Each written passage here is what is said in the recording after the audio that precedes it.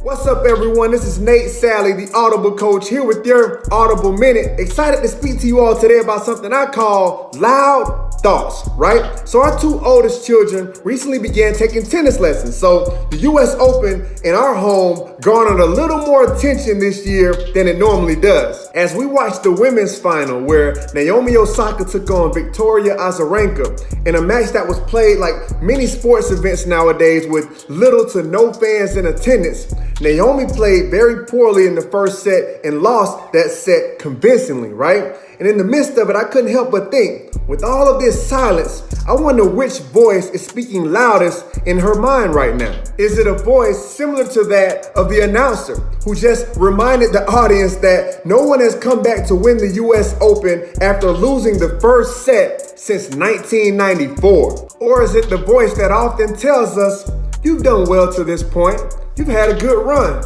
it just wasn't your day? Well, in this case, it was neither of them. Instead, Osaka allowed her inner champion to control the narrative as she told herself, I just have to try as hard as I can and stop having a bad attitude. She then proceeded to dominate the next two sets and win the US Open. How many of us can relate to this today?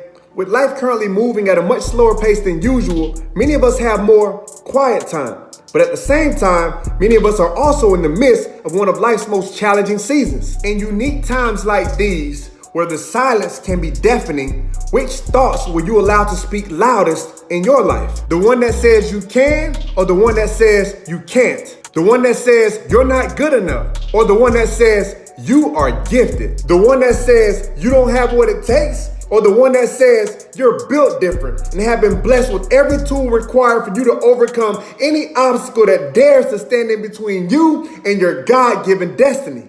Which one will it be? No matter which thoughts have been speaking the loudest to you up until now, I want to encourage us all to begin denying negativity today. Instead, let's embrace the bravery required for us to live the life that we were created to live. And that's the life of a champion. Once again, this is Nate Sally, the Audible coach. Thank you for your time, and don't forget, be encouraged. God loves you. Dream out loud.